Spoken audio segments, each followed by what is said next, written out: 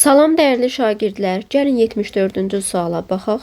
Bizə verilib alkanın xlorla əvəz etmə reaksiyası, bizdən soruşur alınmış X maddəsinin formulu.